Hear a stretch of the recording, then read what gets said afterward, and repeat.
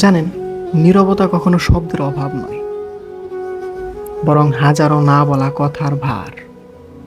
অনেক সময় আমরা চুপ থাকি কারণ ভেতরের ঝড়টা শব্দে প্রকাশ করা যায় না।